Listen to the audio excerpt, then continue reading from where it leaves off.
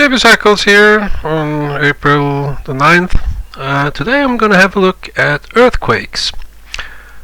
First, here's the S&P and a 3.5-year cycle. There's also a 7-year cycle here with red arrows consisting of 2 of these cycles. And it's not always perfect. If you look at the low around 82, we see that was a very late low, almost inverted you could call it. Otherwise you see this one in 62 was very early. As you see, this here in 57, 58 was very late. But you see, always that this market gets back in sync with the cycle. You may have a very early low, but the next one we are back in sync. We're back in sync, and then we have a late low. Then we're back in sync. Very late low, and here you see the next cycle was a very shortened cycle, but it got back in sync with the theoretical 3.5-year cycle. So how? And you know, you can draw this back 120 years and see the similar action. How can we have such a stable 3.5-year cycle? There has to be some kind of underlying force that regulates this cycle. And it doesn't have to be a perfect underlying cycle. You know, like the seasonal cycle here on Earth is, you know, it's very regular, but it's not perfect. You may have a late spring or early spring, and you may have a warm winter or a cold summer. So you have these variations. It's never perfect. And likewise here,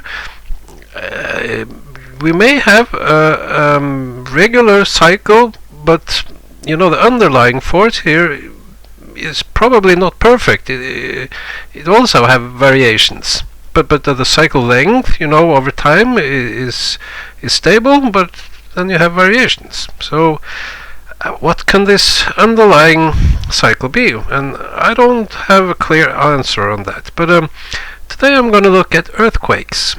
So here are in blue the number of monthly earthquakes above the strength 6 on the earthquake scale. And I have done 9-month centered smoothing or average of these earthquakes. Here's the actual raw data, not smoothed or averaged. You see a spike here around 2011 where we had the Japan quake, but on the smoothed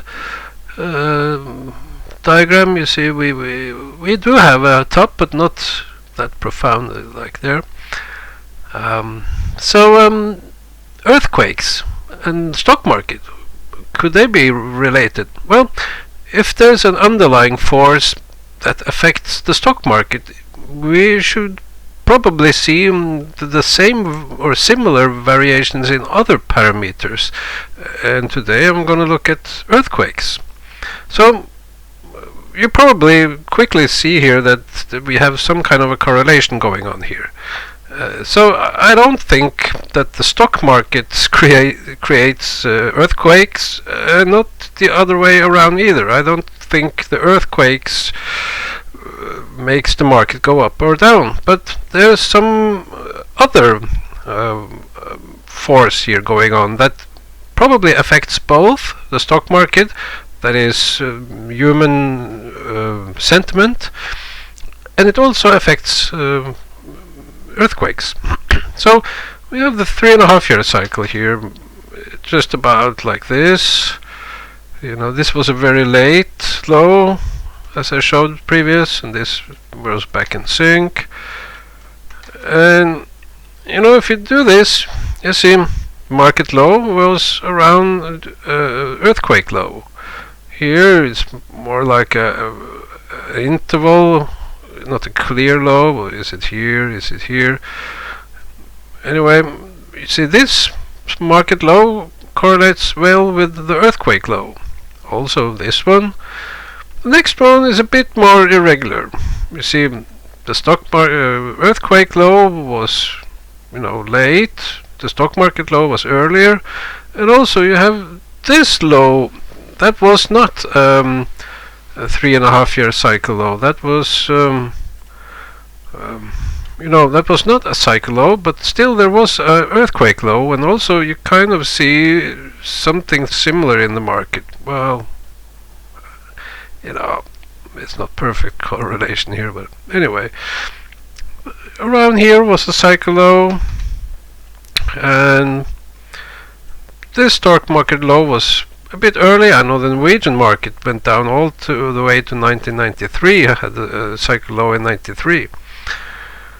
And then we have this one. Well, earthquake low was a bit earlier, but you see,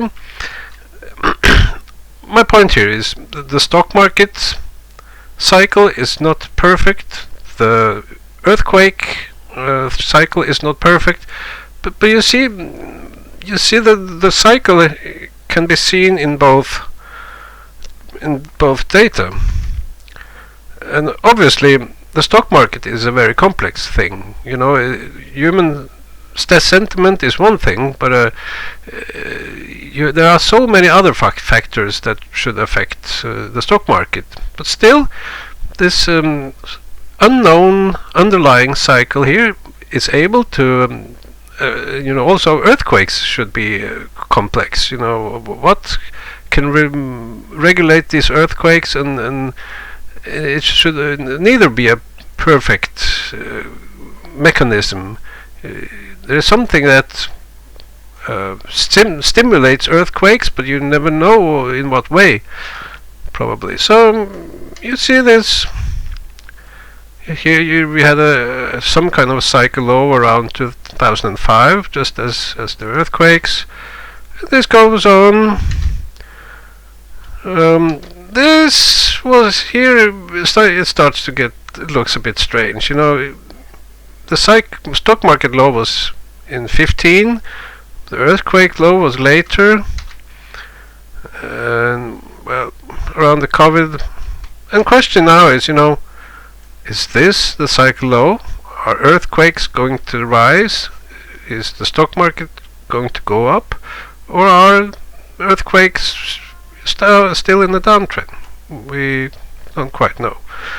Also, we can notice that, looking in between here, like the 2010 market low also was a stock market low and earthquake low.